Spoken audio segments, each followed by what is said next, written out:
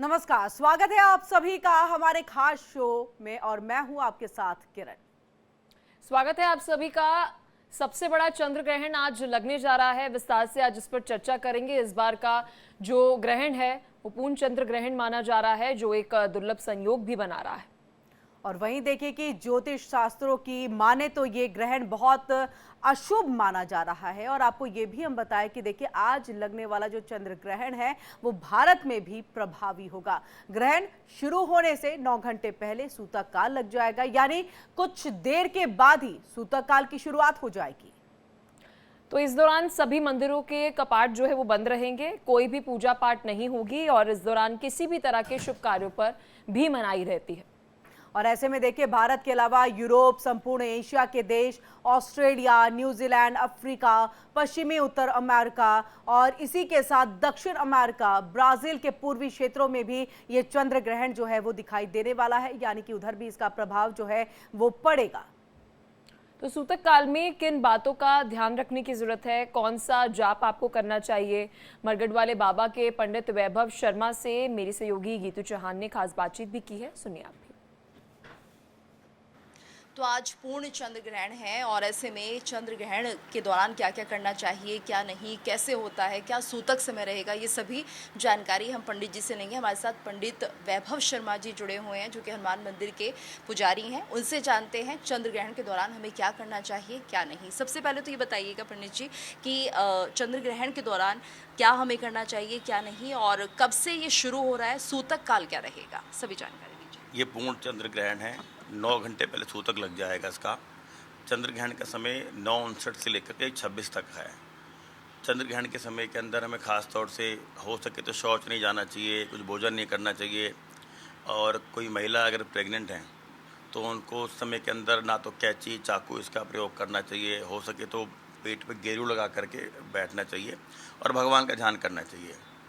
ये चंद्र ग्रहण तो एक बहुत अच्छा समय भी होता है हमको हमारे मंत्रों को सिद्ध करने के लिए, कुछ विशेष पूजा पाठ करने के लिए, तो इस समय का सदुपयोग करना चाहिए। और 9 घंटे पहले सूतक स्टार्ट होते हैं और विशेष रूप से ग्रहण के समय के अंदर भोजन अवॉइड करना चाहिए, शौच जाना अवॉइड करना चाहिए हो सके तो। और ये पूर्ण चंद्र ग्रहण है, आज क्या समय रहेगा इसका? ये 9:59 से स्टार्ट है और 26 तक रहेगा। और इस दौरान क्योंकि रात का समय है, जो लोग सो जाते हैं, तो क्योंकि सोना तो नहीं चाहिए लेकिन फिर भी नींद आ जाए तो क्या? मुझे लगता है अगर आप सो जाओ तो भी कोई बात नहीं, क्योंकि शौच जाने से, भोजन करने से बेहतर है कि आप कम से कम उस मुद्रा में तो, लेकिन अगर हो सके जागते रहना चाहिए। विशेष समय होता है भगवान का ध्यान करने के लिए, पाठ पूजा करने के लिए। जैसे सूतक शुरू होते हैं, सूतक से पहले हो सके तो घर के अंदर भगवान, जहाँ आपके भगवान बैठा रखें घर में आपने, वहाँ कुशा रख दें, तुलसा दल रख दें। और ग्रहण संपूर्ण होने के बाद पूरे घर की सफाई करें, पूजा घर की सफाई करें। और जो कपड़े आपने पहन रखे हों वो ज़रूर धुलवाएं, और जो कपड़े धुलने में ना रखें वो धुलवा के रखें। ये सब प्रयोग तो करने चाहिए। अच्छा पंडित जी, ये भी बताइए जब ग्रहण समाप्त हो जाएगा, क्योंकि रात्रि में 1:30 बजे के करीब ग्रहण खत्म हो रहा है, तो ऐसे में क्या कुछ करना चाहिए, दान कैसे दिया जाए, सुबह उठ के ही साफ सफाई करें और फिर दान दें, क्या प्रक्रिया रहती है? इसके भी 2 तरीके मुझे लगता है। ऐसा तो दान ग्रहण के समय भी करा जाता है, कुछ दान होते हैं, कुछ ग्रहण के बाद भी करे जाते हैं। तो ग्रहण का समय दान देने का होता है, तो मुझे लगता है दान उसके पहले सफाई करनी होती है। आप अपने घर की, अपने पुजालय की, अपने देवघर की सफाई की। जैसे मंदिर के अंदर भी होगा, ग्रहण समाप्त होने के तुरंत बाद पूरे मंदिर की धुलाई करी जाएगी। और हम तो जब जिसके अंदर प्रसाद बनता है, किचन की, पूरे किचन की सफाई होती है, हर बर्तन की सफाई होती है, कुछ भी नहीं छोड़ा जाता। अच्छा ये बताइए, क्योंकि ये चंद्र ग्रहण है तो रात को 1:30 बजे तो संभव नहीं हो पाएगा, तो सुबह ये सब चीज़ किया जाए? अब बिल्कुल जो जैसे सुविधा हो वैसे करना चाहिए। हमारे धर्म में कोई ऐसा सटीक नियम नहीं है कि अभी तुम अभी ये करके छोड़ो, लेकिन ये करना चाहिए, ये आवश्यक है। और इसके अलावा कौन से मंत्र जाप कर सकते हैं? जो आप गुरु जी ने आपको मंत्र दिया उस मंत्र का जाप करें, नहीं तो सीताराम सीताराम में कर लें तो भी कोई छोटा मंत्र थोड़ी है वो, ओम नमः शिवाय कर लें, भगवान का नाम है। अच्छा, इस चंद्र ग्रहण का क्या प्रभाव होगा देश पर, लोगों पर? ये तो साल ही ज़रा उठापटक वाला है, तो चंद्र ग्रहण का मुझे लगता है कई ग्रहों पर बड़ा अच्छा और बड़ा विपरीत प्रभाव भी पड़ने वाला है। तो उससे बचने के लिए हनुमान जी की शरण जाएं। हनुमान जी सबका सहारा है, तो हनुमान जी शरण में रहेंगे तो वैसे कल्याण हो जाएगा। बहुत बहुत धन्यवाद। तो हमारे साथ पंडित वैभव शर्मा जी जो बता रहे थे कि चंद्र ग्रहण के दौरान क्या करना चाहिए क्या नहीं, लेकिन हाँ, मंत्रों का जाप उन्होंने कहा है जिस भी आराध्य की आप पूजा करते हो उनके मंत्रों का जाप आप करें।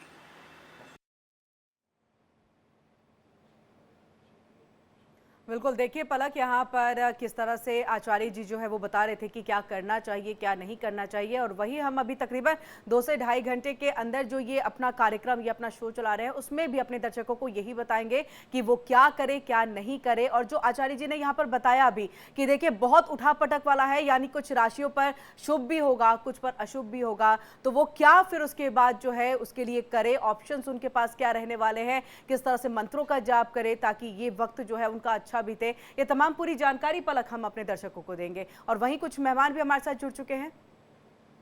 बिल्कुल, आचार्य कृष्णा बिहारी हमारे साथ जुड़ चुके हैं, हिंदू धर्मगुरु हैं। आचार्य डॉक्टर रामविलास चतुर्वेदी हमारे साथ ज्योतिष आचार्य हैं, और साथ ही प्रोफेसर विनय कुमार पांडे हमारे साथ पूर्व एचओडी ज्योतिष विभाग से बीएचयू से हमारे साथ जुड़ चुके हैं। बहुत बहुत शुक्रिया आप सभी का अपना कीमती समय देने के लिए। सबसे पहले शुरुआत आचार्य डॉक्टर रामविलास जी आपके साथ, क्या असर जो है वो इस चंद्र ग्रहण का पड़ने वाला है, किस तरीके से ध्यान रखें, क्या कुछ आप सलाह देंगे?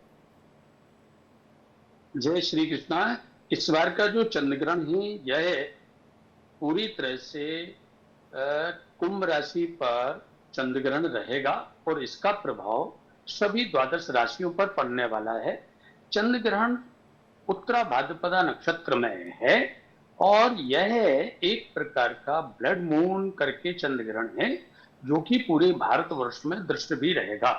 इसका प्रभाव अनेक प्रकार से पड़ने वाला है। कुंभ राशि में पड़ने वाला यह चंद्र ग्रहण पूर्णमासी और आज से ही पितरपक्ष प्रारंभ हो रहा है। इसका प्रभाव पूरे वर्ल्ड में एक प्रकार से उठापटक वाला तो रहेगा। एक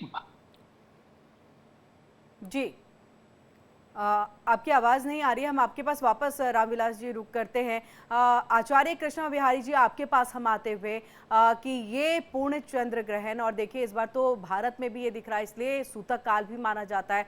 सूतक काल भी बहुत महत्वपूर्ण है, लोगों को जानना कि इसमें क्या करे क्या ना करे, और ऐसे में आप क्या बताएंगे और कब से इसकी शुरुआत हो रही है और क्या करना चाहिए क्या नहीं करना चाहिए? आहार निद्रा भय मैथुनंच सामान्य में तत् पशुभि नराणाम धर्मो ही एको अधिको विशेषो धर्मेण हीना पशुभि समान। आप यदि बहुत ध्यान से चिंतन प्रकृति का करेंगे तो ग्रहण के समय पर पशु पक्षी भी खाना पीना बंद कर देते हैं। मनुष्य को तो विशेष ध्यान रखना चाहिए। यदि मनुष्य ने यह सूतक काल का ध्यान नहीं रखा तो आगे चल करके उसका डीएनए ही चेंज हो जाता है, उसका ब्लड ही चेंज हो जाता है, उसकी विचारधारा ही चेंज हो जाती है। इसलिए सूतक काल में स्वस्थ व्यक्ति के लिए, जो बहुत व्यस्त हैं उन व्यक्तियों के लिए भी इसमें व्यस्तता को छोड़ करके और भगवान का ध्यान, पूजा पाठ, पूजा तो उस समय पर बंद हो जाती है क्योंकि पूजा सामग्री में सूतक प्रवेश कर जाता है, पर पाठ और ध्यान कर सकते हैं आप। और जो उस समय पे मंत्र जाप गुरुमुख किया जाता, दिया हुआ गुरुमुख जो मंत्र है वो ज्यादा सिद्धिदायक होता है। बाकी का आप कोई भी भगवान का नाम लेकर के, भगवान का मंत्र लेकर के, वो भी शुद्ध यदि ब्राह्मण द्वारा श्रवण करके, तो उसका फल ज्यादा होता है। क्योंकि मंत्र भी कई बार उल्टे पड़ जाते हैं। मंत्रो हीनो स्वरतो वर्णतो वा मिथ्या प्रयुक्तो तमर्थ बाहो सवाग वज्रम यजमानम हिनस्ति यथेंद्र शत्रो स्वरतो प्राधात। मनमुखी मंत्र, मनमुखी किसी प्रकार का शास्त्र का चिंतन हमारे लिए लाभप्रद ना होकर के हानिप्रद हो जाता है। इसलिए हमें मंत्रों का बड़ा, जैसे अब मोबाइल चलाना कोई को नहीं आता है तो उसको उल्टा पुल्टा यदि चलाएगा तो उससे जो है कई बार हानि भी हो जाती है। आजकल बहुत सारा जो है आप देख रहे हैं कि मोबाइल से बड़ा भारी जो है वो चल रहा है, पैसे भी निकाल लिए जाते हैं, कई चीजें ऐसी उल्टी पुल्टी हो जाती है, उसका मिसयूज हो जाता है।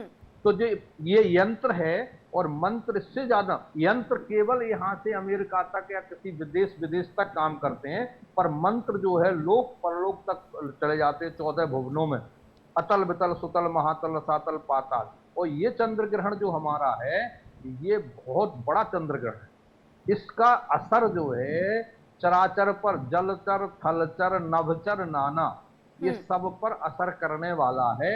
इसलिए हम तो आपके दर्शकों से, तो आपकी आचार्य टीम जी, से शुभ सबसे असर होगा या अशुभ असर होगा, आप इसे किस तरह से देख रहे हैं? क्योंकि बहुत इसमें उठापटक हमारे भी जो है। 12 राशियां हैं, जी 9 ग्रह आचार्य हैं। जी, मैं थोड़ा तो सा बस रोकना चाहूंगी, मैं आपके पास वापस आती हूँ, आप अपनी बात को पूर्ण करिएगा। ये हम वाराणसी की तस्वीर दिखा रहे हैं, जहां पर देखिए सूतक काल की शुरुआत से पहले यहाँ पर पूजा अर्चना यानी कि गंगा आरती जो है वो की जा रही है। ये सीधी तस्वीरें हम अपने दर्शकों तक पहुंचा रहे हैं। जी आचार्य जी, अपनी बात को पूर्ण कीजिए। कि जो साथ में जो एक और बहन है, उन्होंने कहा था कि सारे शुभ कर्म वर्जित हैं। सारे शुभ कर्म वर्जित नहीं है, सकाम शुभ कर्म वर्जित हैं। हमारे यहाँ बहुत जल्दी जो एक एक शब्द को पकड़ करके लोग भ्रमित हो जाते हैं, और संशय जो है, जब तक सत्संग नहीं करो, जब तक ध्यान से योग्य व्यक्ति द्वारा श्रवण ना करो, शास्त्र प्रमाण ना लो, तो तब तक उसका संशय का निवारण नहीं होता है। इसलिए हमें सकाम शुभ कर्म वर्जित हैं। शुभ कर्म तो इसमें जरूर करना चाहिए, जैसे कि दान करना, ये तो इतना महत्वपूर्ण है। चाहे तुम छोटा थोड़ा, गृहे चैक गुणा प्रोक्ता गोष्ठे सद्गुणा स्मृता पुण्यारण्य तथा तीर्थे अनंते शिव सन्निधौ। इस काल में असंख्य गुणा, इस काल का किया हुआ दान, इस काल का किया हुआ प्रभु का नाम गुणगान, इस काल का किया हुआ मंत्र जाप कभी क्षीण नहीं होता है। इस काल में यदि कोई पाप भी कर लिया, इसलिए हमारे इस ग्रहण काल में खाना, शौच जाना और यहाँ तक कि मलमूत्र त्यागना सबसे ज्यादा दोष कारक है।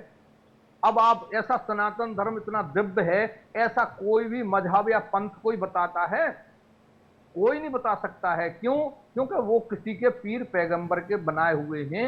और ये सनातन धर्म एक ऐसा है कि जो अनादिकाल से, हमारी जब से सृष्टि बनी है उससे पहले से सनातन धर्म है। एस धर्म सत्यम ब्रूयात प्रियम ब्रूयात मब्रूयात सत्य प्रियम सत्यम चौ नानतम ब्रूयात, एस धर्म सनातन। ये सनातन धर्म जो है इतना दिव्य है, इसको जानने के लिए। प्रोफेसर विनय कुमार जी, आप आचार्य जी की बात से कितना सहमत है? कि कई सारे ज्योतिष आचार्य, कई सारे धर्मगुरु ये बात कहते हैं कि सूर्यास्त के बाद दान नहीं करना चाहिए।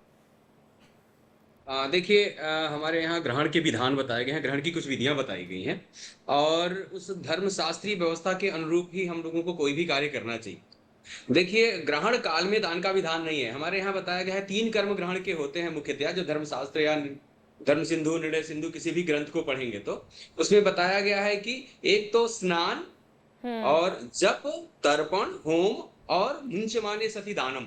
सबसे पहले तो हमें ग्रहण काल की जब बात करें तो ग्रहण काल के आदि में स्पर्श स्नान का विधान है, मध्य स्नान का विधान है और मोक्ष स्नान का विधान है। तो ग्रहण काल में स्नान करना चाहिए।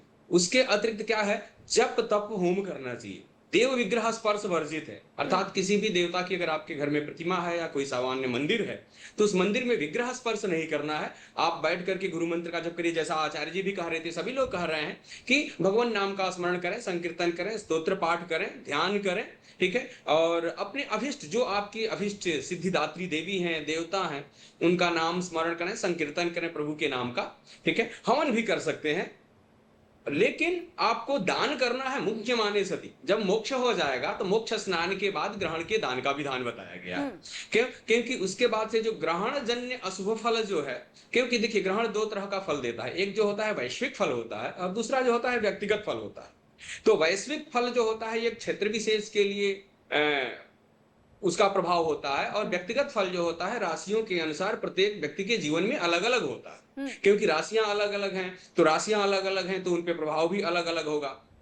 तो जब राशियों की बात करेंगे तो जैसे सतभिषा नक्षत्र पे यह ग्रहण है तो जन्मवर्षे निधनम ग्रहे जनिभतो घातक क्षतिस्त्रिभ्यथा। हमारे यहाँ रामदेव के मुहूर्त चिंतामणिकार कहते हैं कि जिस नक्षत्र पे ग्रहण हो वो उसके लिए ज्यादा कष्टप्रद होता है। उसके बाद से फिर क्रम से कहते हैं कि चिंता सौख्य कलत्र दौस्त मृतः स्युर्मान नासः सुखम। आप ये कह रहे हैं कि कुंभ राशि में कुंभ राशि में ये लगेगा तो वो कुंभ राशि वालों के लिए ज्यादा हानिकारक या कष्टप्रद जो है होने देखिए वाला है। नहीं, नक्षत्र की बात कर, देखिए कुंभ नक्षत्र। राशि वालों के अतिरिक्त मात्र 4 राशियां ही ऐसी हैं जिनमें शुभ प्रभाव होना है। क्यों? क्योंकि जिस राशि पे होता है उस राशि पर तो अशुभ फल होता ही है इसका, लेकिन जिस नक्षत्र पे होता है, देखिए नक्षत्र और राशियां दो चीजें होती हैं। नक्षत्रों से राशियां बनती हैं, 2.25 नक्षत्र मिलाकर के एक राशि का निर्माण होता है। तो शतभिषा नक्षत्र पे यह ग्रहण है, और शतभिषा नक्षत्र जो है वो कुंभ राशि का एक नक्षत्र है, 4 चरणों वाला। तो जो कुंभ राशि है, कुंभ राशि पर भी इसका अशुभ प्रभाव होना है। इसके अतिरिक्त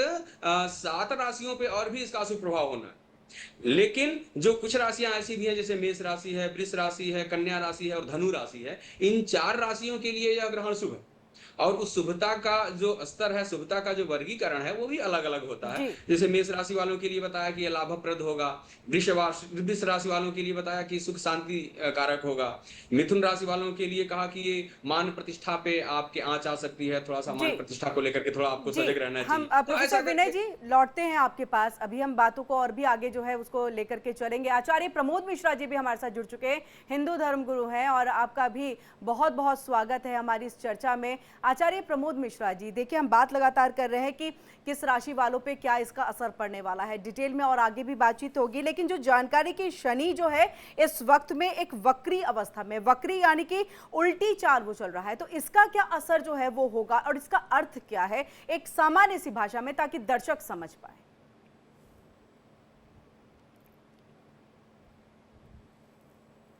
आवाज आ रही है आचार्य प्रमोद जी? चलिए, आचार्य प्रमोद जी तक हमारी आवाज नहीं पहुंच पा रही है, हम वहां पर लौटने की कोशिश करेंगे। और वहीं आचार्य डॉक्टर रामविलास जी भी हमारे साथ जुड़े हुए हैं, उनके पास हम चलते हैं। यही सवाल आपसे आचार्य रामविलास जी कि ये वक्री चाल जो हम कह रहे हैं, जो कि उल्टी एक चाल होती है, इसका आने वाले वक्त में या इस वक्त में जब ये उल्टी चाल है शनि की, तो इसका अर्थ क्या निकलता है और इसका असर क्या होगा? जय श्री कृष्ण। जब भी ग्रह वक्री रहता है तो उसका प्रभाव और प्रभावशाली हो जाता है। वक्री ग्रह यदि अशुभ स्थिति में बैठा है तो शुभ फल प्रदान कर देने लगता है, और यदि शुभ स्थिति में बैठा है तो उसका अशुभ प्रभाव पड़ने लगता है। शनि की दृष्टि तृतीय, सप्तम और दशम होती है। वह अपने से तृतीय स्थान पर, अपने से सप्तम स्थान पर और दशम स्थान पर प्रभाव करता है। वर्तमान में शनि कुंभ राशि में, शनि मीन राशि में गोचर कर रहा है, तो उसकी 7.5 मेष राशि पर भी है, मीन राशि पर भी है और कुंभ राशि पर भी है, जो अलग अलग चरणों पर उसकी राशि उसकी 7.5 चल रही है। इस ग्रहण का जो प्रभाव है वह कुंभ राशि, मकर राशि पर विशेष प्रभाव पड़ने वाला है। जो भी और देश हैं जिनकी कुंभ राशि है या फिर मकर राशि है या जो समुद्र के मध्य में हैं, उन देश। जी आचार्य डॉक्टर रामविलास जी, आपकी आवाज नहीं आ रही है, हम पलक आगे बढ़ते हैं और जानने की लगातार हम कोशिश कर, अपने दर्शकों तक बातें पहुंचाने की कोशिश कर रहे हैं, क्या करे क्या ना करे और स्थितियों को थोड़ा समझे। आचार्य कृष्ण बिहारी भी हमारे साथ हैं, उनसे सवाल पूछ रहे थे। शास्त्री जी, सवाल ये रहेगा कि अभी तो राशियों पर हम विस्तार से चर्चा करेंगे, सिलसिलेवार तरीके से हर राशि के बारे में बताएंगे, लेकिन मैं चाहती हूँ एक बार ये चंद्र ग्रहण क्यों लगता है, हमारी अगर हम शास्त्रों की बात करें उसमें इसका वर्णन जो है वो क्या किया गया है, उसके बारे में थोड़ा दर्शकों को बताइए।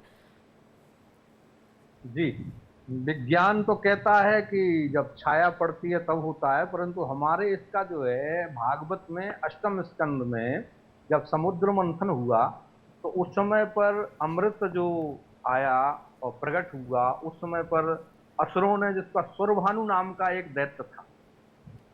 आवाज आ रही है आपको? जी जी, आपकी आवाज पहुंच रही है जी। तो सुरभानु नाम का जो दैत्य था, वो जो देवताओं की लाइन में, आपको संक्षिप्त बता रहा हूँ, ये बड़ी विस्तार से अष्टम स्कंद में समुद्र मंथन की कथा है। जब अमृत प्राप्त करने के लिए दैत्य दानवों ने समुद्र मंथन किया था, और ये आज के जो है, जो नित्य कर्म से वंचित हैं, जो गुरुमुख वंचित हैं, जो ग्रंथों का अवलोकन नहीं करते हैं, जो सनातन धर्म को 10% अपना समय, संपत्ति और सेवा नहीं करते हैं, उनके दिमाग में ये बात घुसने वाली नहीं है। आपको सावधानी के लिए बता रहा हूं। जो ज्यादा भौतिकवादी हैं उनको पता नहीं है। अब जैसे हमारे अभी जो है कि एक माननीय ने ही जो है खंडन कर दिया कि दान का विधान नहीं है, जबकि लिखा है प्रगट चार पद धर्म के कलिमहु एक प्रधान और एन केन विधि दीने दान करे कल्याण। यदि ग्रहण काल में दान लेने वाला मिल जाता है आपका, तो समझ लो कि आपका जीवन सार्थक हो जाए और आपका जो है अनेक कष्ट कट जाए, परंतु उस समय नहीं मिलता है। संकल्प करके आप जो है उस दान के लिए रख लीजिए। और सूतक जब जैसे ग्रहण मोक्ष होता है उस समय पर दान लेने वाले भी कोई सुपात्र नहीं मिलते हैं। वो पात्र तो बहुत हैं, मिलेच्छ बहुत जो है वेश बदल करके हमारे यहाँ आ रहे हैं और वो जो है दान लेने के लिए जो है तैयार हैं, परंतु उनका किया हुआ दान गीता में भी कहा है, देशे काले चो पात्रे चो या दानम सात्विकम, सात्विक राजस तामस। दान के ऊपर हमारे शास्त्रों में सतयुग त्रेता द्वापर से लेकर के बलिदान किया था वामन भगवान के लिए बलि ने, तो साधन में स्वयं भगवान आ गए थे। तो आपको मैं बता रहा था कि समुद्र मंथन के बाद जो सुरभानु नाम के दैत्य ने जो छल से अमृत पान कर लिया था और सूर्य और चंद्रमा के द्वारा उसको संकेत कर देने के कारण फिर भगवान ने चक्र सुदर्शन से उसको जैसे मारना चाहा तो वो अमृत पान कर चुका था, तो उसके दो भाग हो गए और वो राहु और केतु हैं। वो राहु और केतु जब सूर्य और चंद्रमा पर आक्रमण करते हैं तो हमारे सनातन धर्म के अनुसार इसको ग्रहण कहते हैं। और इस समय पर हमारे यहाँ पर देवताओं को पीड़ा होती है। उस समय पर हमारे जितने भी सात्विक प्रवृत्ति के संत ब्राह्मण या जो भी हमारे साधक जन हैं वो खान पान छोड़ करके और साधना में लग जाते हैं, भजन में लग जाते हैं। उनको मोक्ष करने के लिए शक्ति मिले देवताओं के लिए, क्योंकि दैवाधीनम जगत सर्वम मंत्राधीनम च देवता ते मंत्रा ब्राह्मणाधीना तस्मात् ब्राह्मण देवता ब्रह्म जानाति ब्राह्मण।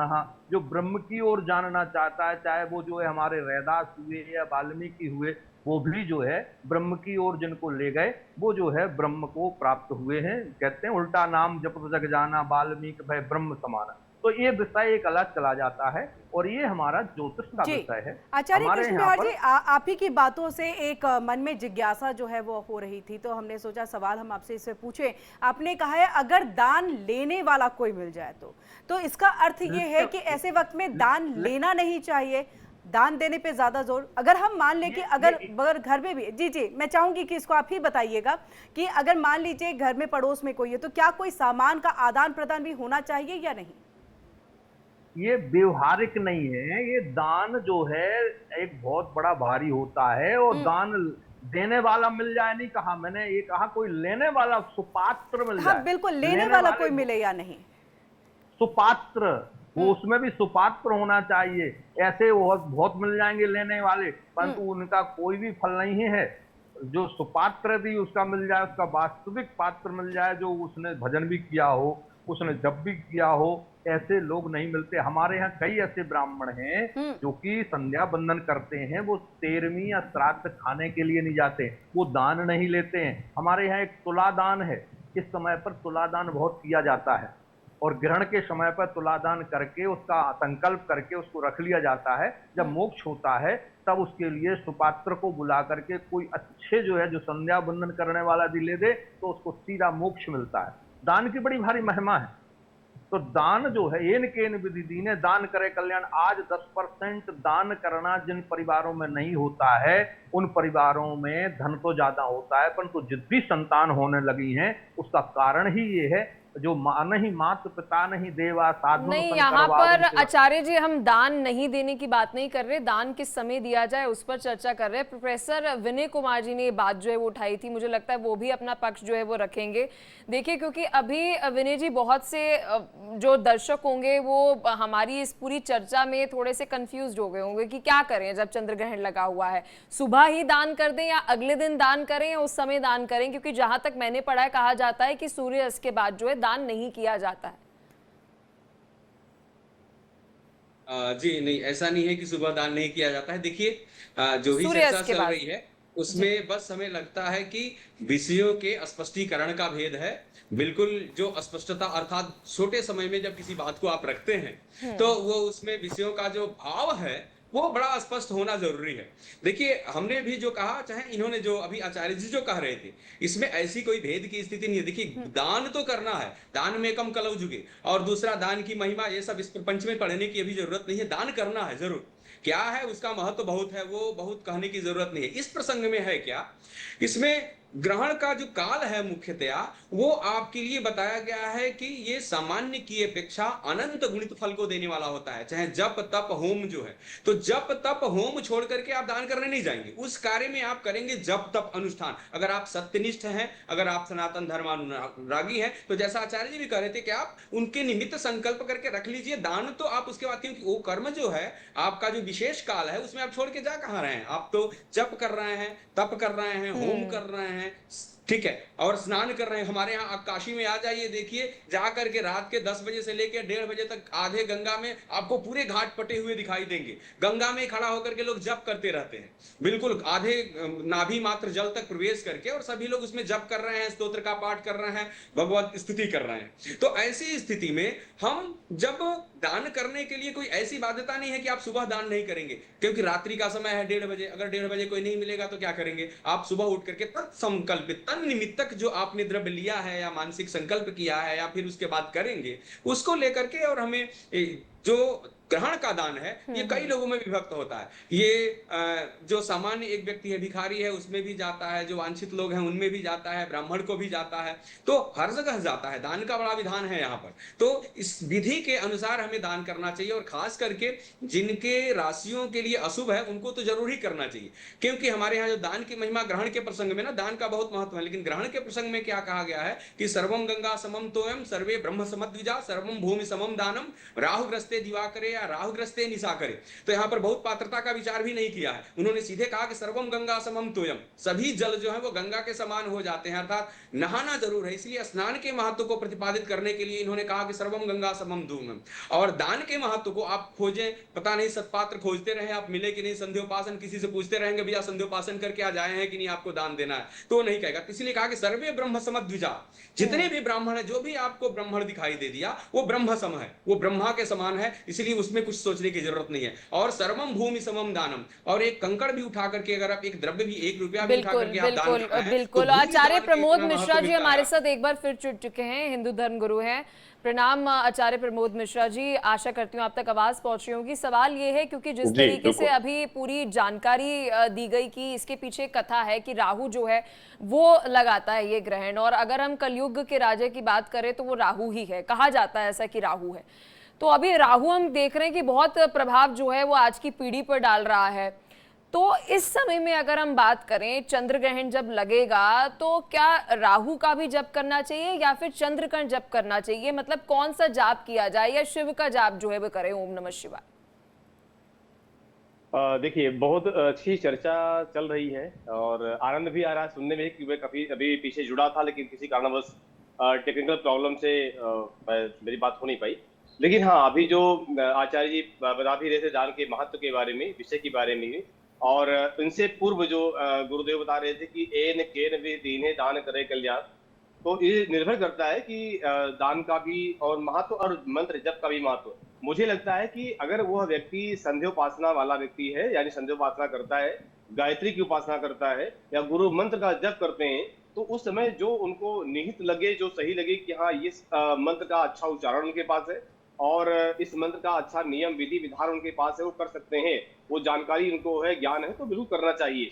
रही बात राहु के मंत्रों की या शिव के मंत्रों की या राशि के मंत्रों की, तो अगर शिव का मंत्र चाहे वो पंचाक्षर मंत्र हो, नमः शिवाय, और इसमें एक मेरे गुरुदेव कहते थे कि पंचाक्षर में कई बार लोग जपते हैं ओम नमः शिवाय, तो ओम नमः शिवाय की बजाय वह ओम न जप करके वो नमः शिवाय जपे। ऐसा गुरुदेव कहते थे कि पंचाक्षर मंत्र सिर्फ नमः शिवाय, और पंचाक्षर स्तोत्र भी होता हुआ ओम का विवरण नहीं आया है, तो नमः शिवाय का जप करना चाहिए। साथ में मृत्युंजय का अगर नियम है, मृत्युंजय का विनियोग न्यास ध्यान आदि अगर आता है तो मृत्युंजय का भी जप वो कर सकते हैं। गुरुदेव आपकी आवाज आ रही है आचार्य प्रमोद जी? हाँ, बीच में एक और आवाज टकरा रही है, अब किसी की आ रही है, इसलिए मुझे रुकना पड़ा बीच में। और गायत्री उपासना या किसी भी मंत्र का जाप या साथ साथ द्वादशाक्षर मंत्र है ओम नमो भगवते वासुदेवाय, ओम अष्टाक्षर मंत्र है, ओम नमो नारायणाय, इनमें किसी का अगर स्पष्ट उच्चारण जिन मंत्रों का है वह जरूर करें। और रही बात की राहु का या किसी, तो एक ग्रहण का समय है, राहु न करके मुझे लगता है देवताओं का अनुष्ठान या देवताओं की आराधना या देवताओं का जप करना चाहिए, वो ज्यादा कल्याणकारक। जी, तो आचार्य प्रमोद जी जो है वो बता रहे थे कि कौन कौन से मंत्रों का जो जाप है पलक वो यहाँ पर करना चाहिए। क्या है कि उसका अच्छा फल मिलता है, उसमें कोई दिक्कत नहीं आती है। जी आचार्य प्रमोद जी, इस बात को और थोड़ा सा आगे, क्योंकि देखिए बार बार जो है जिक्र हो रहा है स्पष्ट उच्चारण, कई लोग होते हैं जो संस्कृत में जो है उच्चारण नहीं कर पाते हैं, तो हिंदी उनके लिए है कि आप हिंदी में ही किसी मंत्र का उच्चारण कर ले, लेकिन वहां पर भी बहुत सारे कठिन शब्द होते हैं। सबसे बढ़िया है इसमें आपका जो प्रश्न है। नहीं आचार्य प्रमोद जी, एक और सवाल इसमें मैं थोड़ा सा जोड़ना चाहूंगी, क्योंकि हम कहते हैं ना भगवान तो है वो भावनाओं को समझते हैं, वो भावनाओं से जुड़ते हैं, तो क्या हम ये मान सकते हैं कि अगर उच्चारण ना भी सही हो लेकिन मंत्र का आप जाप कर रहे हैं तो भी उतना ही फलदायी होगा? कैसे होगा? अब आग आग है, अगर दीपक जल रहा है, हमारा उस पर उंगली लग गई, गलती से लगी है या जानबूझ करके लगी, अग्नि का काम है जलाना, वो जलाएगी। यही कहते हैं वस्तु शक्ति ज्ञान की अपेक्षा नहीं रखती। अगर बिजली की तार में करंट है, आपका जो है हाथ गलती से लगा या जानबूझ के लगाया, करंट वो अपना काम करेगा।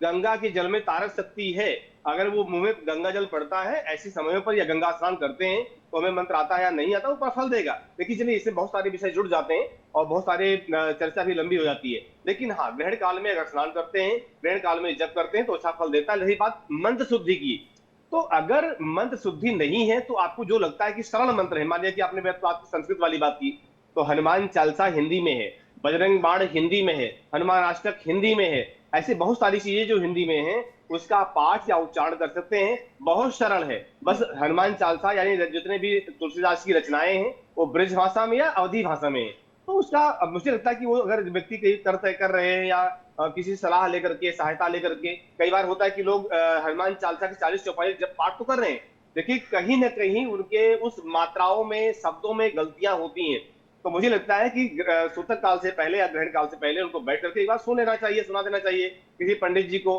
किसी जानकार को, ज्ञानी को, जिसके माध्यम से वो क्लियरिटी हो जाए कि हाँ हमारे शब्द अच्छे हैं कि नहीं है, क्योंकि अच्छा प्रभाव पड़ता है। और गलत अगर है तो एक श्लोक है, सूक्त है कि श्रम एव ही केवलम, यानी मेहनत खूब किया मिला कुछ नहीं, तो ऐसा ना होने पाए, इसलिए ज्ञान जरूरी है और ज्ञानी का सत्संग जरूरी है, ज्ञानी का संग जरूरी है। इसलिए मुझे लगता है कि अगर संस्कृत नहीं आती है तो हिंदी में करिए, लेकिन हिंदी को स्पष्ट तो करिए, शुद्ध तो करिए। अब ये नहीं कि पिताजी को प्रणाम तो कर रहे हैं लेकिन झुकना नहीं चाहते, घुटने से प्रणाम कर रहे हैं, तो ये कोई प्रणाम थोड़ी होता है। अरे भाई, रामचरितमानस का सहारा लीजिए ना, तो कहते हैं कि जो है मातृ देवो भव, पितृ देवो भव, आचार्य देवो भव।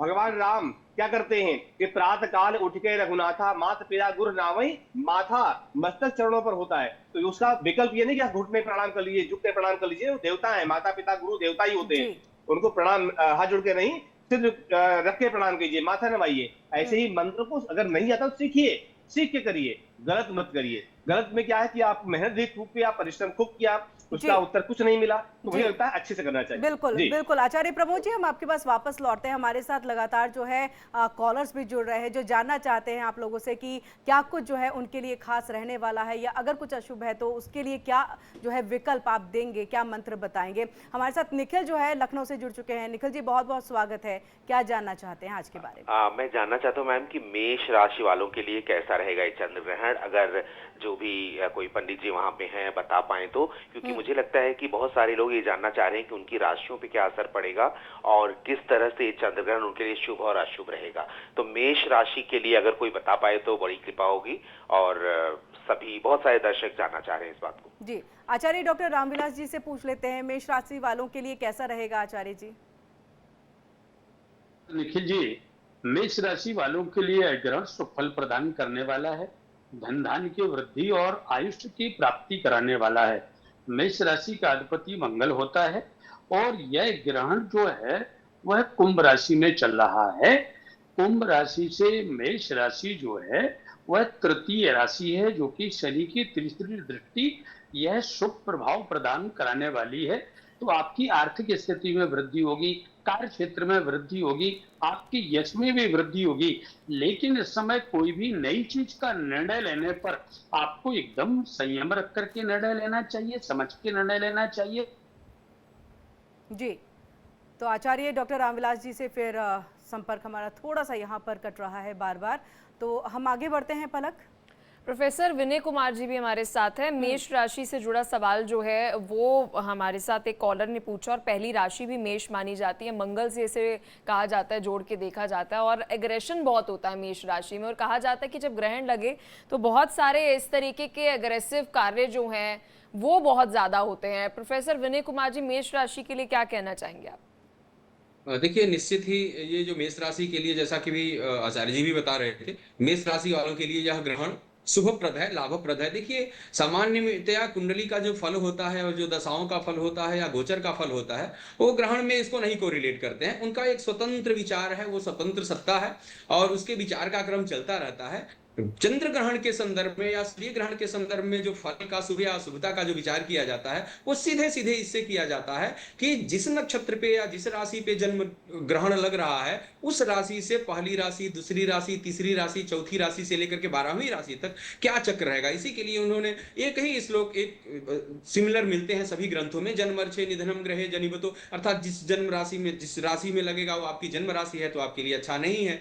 लेकिन ये कुंभ राशि पे लग रहा है, कुंभ मीन मेष, मेष जो है तीसरी राशि है, तो तीसरी राशि के लिए बताया गया है कि जिस नक्षत्र पे आपकी राशि से अगर तीसरी राशि हो, ठीक है, और आपकी राशि से 9वीं राशि हो, ये 9वीं राशि है, तो आपकी राशि से जो जैसे कि मेष राशि है और मेष राशि से जो कुंभ राशि 11वीं राशि है, तो ये 11वीं राशि जो होगी वो शुभप्रद मानी जाती है। यहाँ पर जो आचार्यों ने ग्रहण फल को बताया है वहां पे, तो लाभ कारक है। यह लाभ का तात्पर्य सभी लाभ से, हर तरह के लाभ से है, बौद्धिक लाभ है, आर्थिक लाभ है, सामाजिक लाभ है। तो आपके लिए एक लाभ का वातावरण बन सकता है। आप जिस क्षेत्र में भी कार्यरत हैं, जो भी कार्य कर रहे हैं, उस क्षेत्र में आप और भी उन्नति को प्राप्त करेंगे और प्रयास करेंगे तो आपको पूर्ण लाभ प्राप्त होगा। आप उस क्षेत्र में अधिक उच्च गति को प्राप्त करेंगे। तो मेष राशि वालों के लिए क्योंकि यह जो मेष राशि है, मेष राशि से लेकर के और कुंभ राशि जो है वो 11वीं पड़ती है, तो ये क्रम से जो विचार किया गया है जन्म, बिल्कुल। हमारे साथ तो आचार्य जी एक कॉलर दिल्ली से मोहित जुड़ चुके हैं। मोहित जी अपना सवाल पूछिए चंद्र ग्रहण से जुड़ा। सर मोहित, आवाज पहुंच रही है? जी मैम आ रही आवाज। क्या जानना चाहते हैं आप?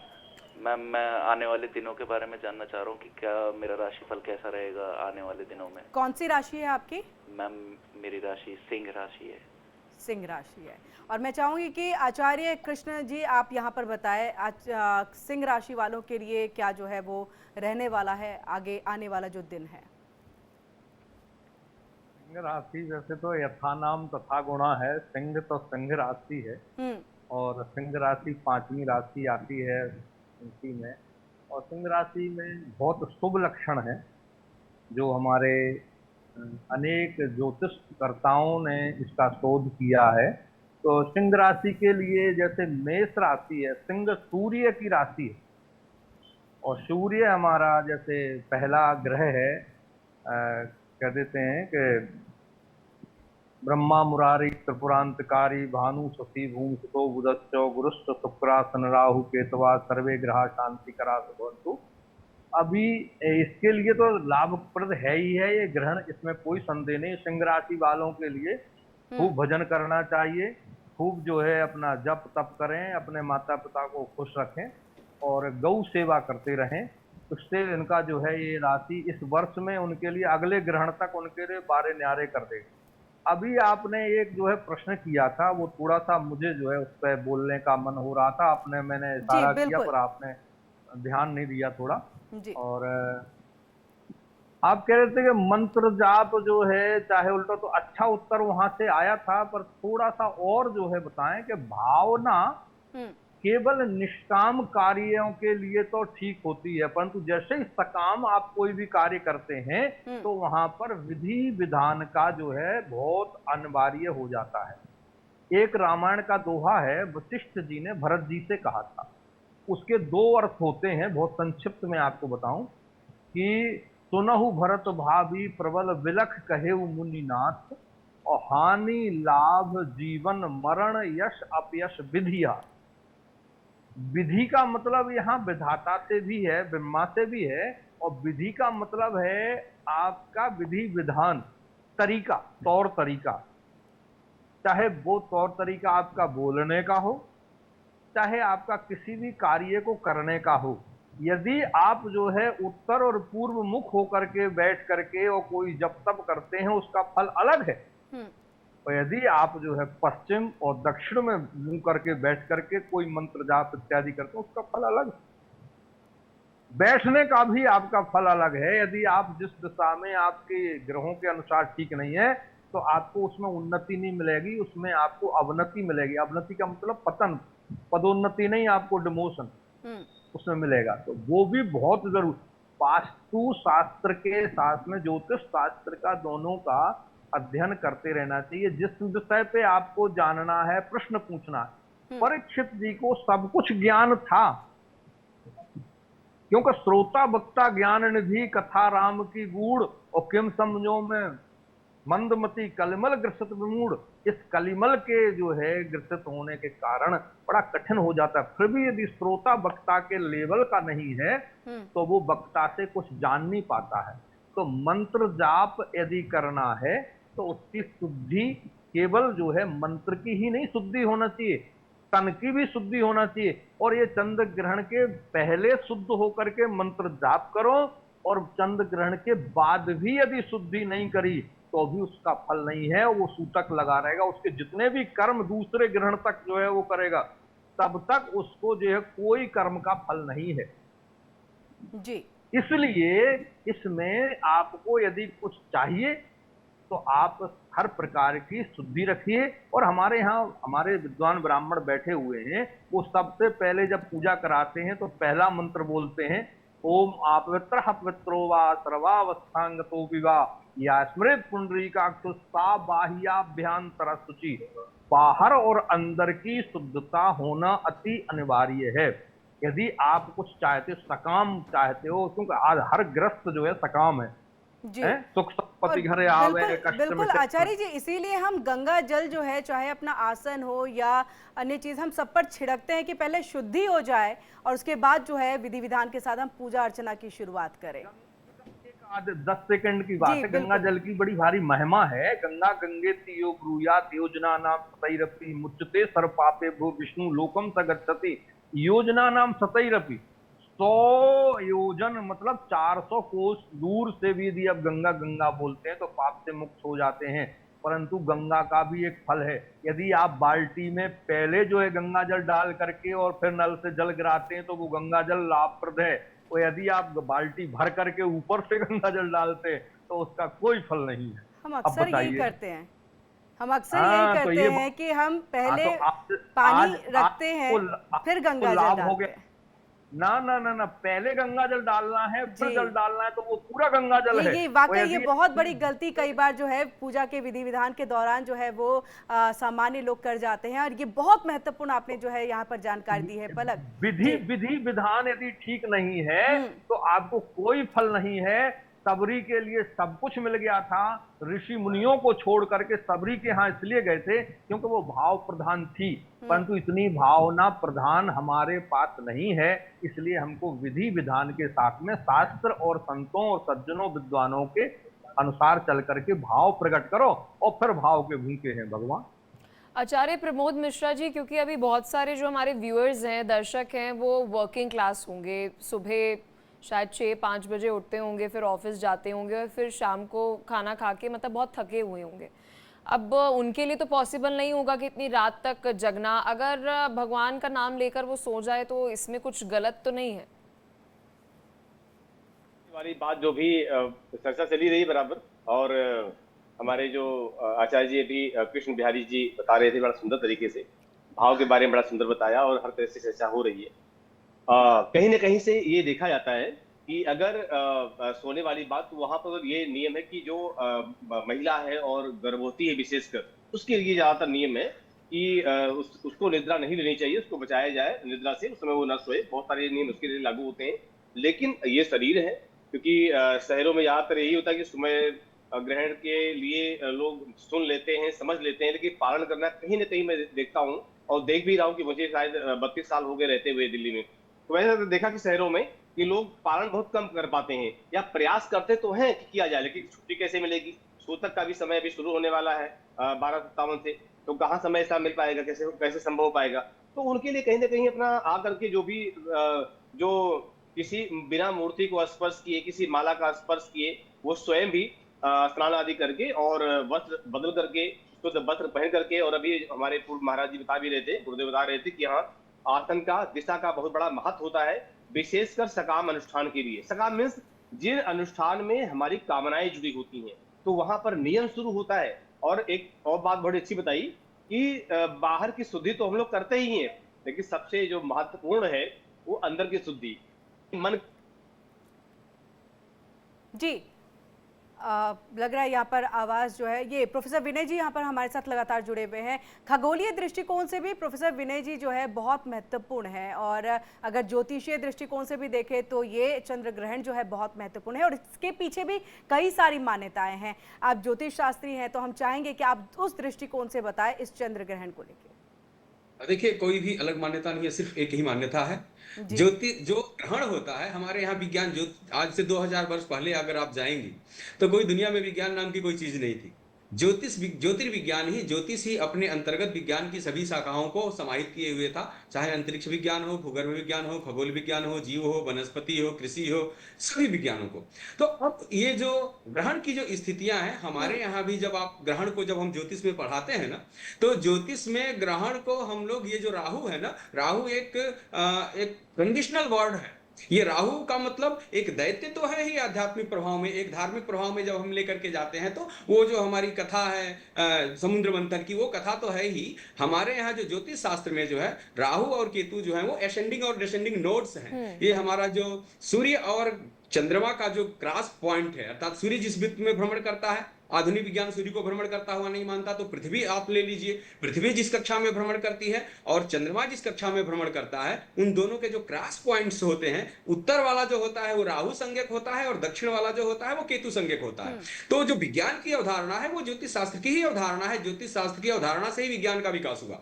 अब उसमें होता क्या है कि ऐसी स्थिति में जब वो जो क्रॉस पॉइंट्स है उसके करीब जब चंद्रमा होता है और वहां से जब पृथ्वी की छाया होकर के, जिसको हम लोग भूभाग बोलते हैं, वो निकलती है और उस छाया में जब चंद्रमा चला जाता है तो वो ग्रहणग्रस्त हो जाता है। बड़ी सुंदर बात की आचार्य भास्कराचार्य ने 12वीं शताब्दी में, 13वीं शताब्दी में जब भास्कराचार्य हुए तो उनसे भी लोगों ने पूछा कि ये बताइए कि हमारे पुराण जो हैं, हमारे जो धर्म ग्रंथ हैं, वो तो कहते हैं कि राहु और केतु राक्षस हैं, और आप जो अब ज्योतिष में पढ़ा रहे हो, ज्योतिष का जो सिद्धांत है, ज्योतिष के सिद्धांत में कह रहे हैं कि ये राहु और केतु नहीं है, ये तो एक छाया है, दोनों के क्रॉस पॉइंट्स हैं, और इस पॉइंट्स के करीब से जब वो भूभा निकलती है, छाया जाती है, तो ग्रहण लगता है। तो उन्होंने कहा कि राहु कुभा मंडलगः शशांकः शशांकगः छादयतीन बिंबम तमोमयः शंभुवर प्रदानात् सर्वागमानम अभिवृद्धमेतत्। अर्थात ये छाया कैसी होती है, तो छाया बताया कि बिल्कुल अंधकार, काली कलुटी, एकदम गंभीर छाया हो तो उसमें कुछ दिखता नहीं है। राहु का स्वरूप हमारे यहाँ कैसा बताया गया है, तो राहु और केतु का भी स्वरूप वैसा ही बताया गया है, बिल्कुल काला कलुटा। तो उन्होंने कहा कि देखिए, ग्रहण तो तभी लगता है जब पृथ्वी की छाया में चंद्रमा प्रविष्ट कर जाता है, और चंद्रमा जब प्रविष्ट कर गया तो वो दिख नहीं रहा है। तो कहा कि उसी समय राहु भी आता होगा, राहु नाम का दैत्य, और उसको खा जाता होगा, उसका ग्रहण कर लेता होगा। तो ये हमारे आगम से भी जुड़ गया और हमारे जो वेद विदित विज्ञान है, क्योंकि विज्ञान ऐसा नहीं है कि विदेशों में चाहे आधुनिक विज्ञान जो है वो आकाश से उतर के आया, ये हमारे वेद मूलक ही है। वेदों में सभी बातें प्रतिष्ठित हैं, लेकिन वेदों में कथाओं के तौर पर ये बातें कही गई हैं, क्योंकि आज से सोच लीजिए 2000 वर्ष पहले सबको ये नोट्स पढ़ाना और भूभा छाया पढ़ाना, पृथ्वी और चंद्रमा की और सूर्य की स्थितियों को पढ़ाना बड़ा कठिन था। तो कथा के रूप में इसका वर्णन किया गया, और दो प्रभाव होते हैं, एक तो वैज्ञानिक है और दूसरा आध्यात्मिक और धार्मिक है। तो धार्मिक और आध्यात्मिक रूप में हम राहु और केतु रूपी संयोग को लेकर के चलते हैं, और जो हमारा ज्योतिष शास्त्र का जो गणना वाला पार्ट है, कैलकुलेटिव पार्ट है, उस कैलकुलेटिव पार्ट्स में हम यही लेकर के चलते हैं, जो नोट्स हैं, इन दोनों नोट्स के पास से जब छाया होकर गुजरती है और चंद्रमा जब उसमें प्रविष्ट करता है तो वो ग्रहणग्रस्त हो जाता है। और ये पूर्णिमा के दिन होता है। क्यों? क्योंकि पूर्णिमा के दिन सूर्य और चंद्रमा के बीच की दूरी जो होती है 180 अंश की होती है, और बीच में जो होता है वो पृथ्वी, बीच में पृथ्वी होती है। तो जब पृथ्वी होती है, एक तरफ सूर्य होता है, तो सूर्य की जो किरणें होती है वो पृथ्वी रोक लेती है, और दूसरे दिशा में छाया बनती है, जो हम विज्ञान के बच्चों को भी पढ़ाते हैं। तो ये जो छाया होती है वो जब आगे तक बढ़ती जाएगी, क्योंकि सूर्य का बिंब बड़ा है, चंद्रमा का बिंब छोटा है, तो आगे पृथ्वी का बीच में अवरोधक बिंब जो है वो छोटा है, तो ऐसी स्थिति में जो छाया होगी आगे पतली कारी होती जाती है, सूचीकार आप उसको बोलते हैं, आगे नुकीली होती प्रोफेसर जाती विनय है। जी, मैं थोड़ा सा बस रोकना चाहूंगी। वाराणसी से सीधी तस्वीरें जो है हम अपने दर्शकों को दिखा रहे हैं, किस तरह से पूजा अर्चना का दौर जो है वहां पर चल रहा है। और हमने जैसा बताया भी, आप सब भी यहाँ पर पूरी जानकारी हमारे दर्शकों को दे रहे हैं कि सूतक काल से पहले जो है घर में पूजा अर्चना भी कर ले, तो मंदिरों से भी ऐसी ही तस्वीर जो है वो आ रही है। तो ये सीधी तस्वीर जो है वो वाराणसी की है। प्रोफेसर विनय जी, अपनी बात को पूर्ण कीजिएगा।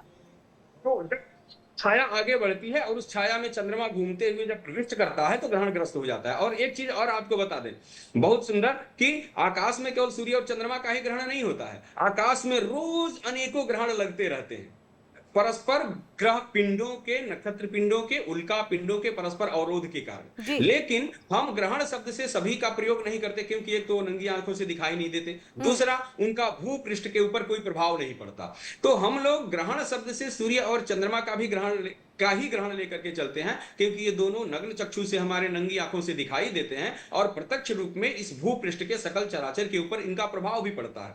तो ये जो सूर्य और चंद्रमा के जो ग्रहण रूपी जो खगोलीय घटना है, इस घटनाओं में हम आध्यात्मिक दृष्टि से जब विचार करते हैं तो काल विशेष का निर्माण होता है, और यह जो विशेष काल जो होता है हमारी आध्यात्मिक शक्तियों को बढ़ाने वाला होता है। और इसलिए हम अध्यात्म की तरफ, धर्म की तरफ अपने आप को उन्मुख करते हैं और साधना करते हैं, जब तक होम करते हैं। और एक चर्चा चल रही थी, तो हमारे यहाँ बताया गया है कि पितरः वाक्यम इक्षन्ति भावम इक्षन्ति देवता।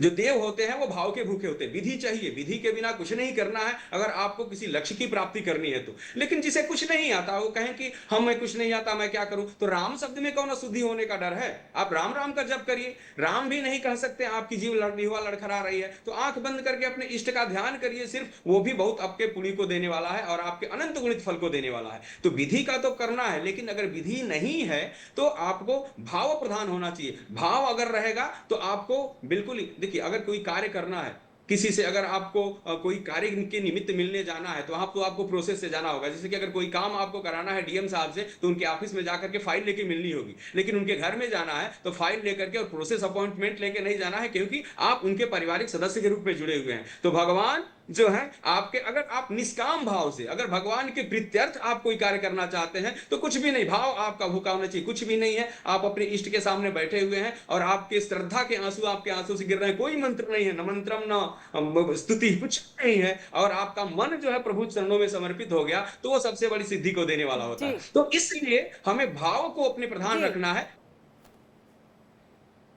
तो देखिए, हम बात यहाँ पर लगातार कर रहे हैं कि किस तरह से जो है ये पूर्ण चंद्र ग्रहण में आप संयम बरते, एक तरह से विनम्र रहे, और उसके साथ जो यहाँ पर हमारे आचार्य जी ने बताया कि क्या खान पान करना चाहिए, नहीं करना चाहिए, जब कैसे करना चाहिए, इन तमाम चीज़ों को करें। स्नान का बहुत बड़ा प्रावधान है यहाँ पर। ये तमाम बातों का जिक्र आगे भी इसी तरह से जारी रहेगा। लगातार इंडिया डेली पर आप चंद्र ग्रहण में क्या करें, क्या ना करें, किसके लिए शुभ, किसके लिए अशुभ, राशियों के तरह भी जो है हम आगे बढ़ेंगे। पूरी जानकारी विस्तार से उस पर भी हम देंगे।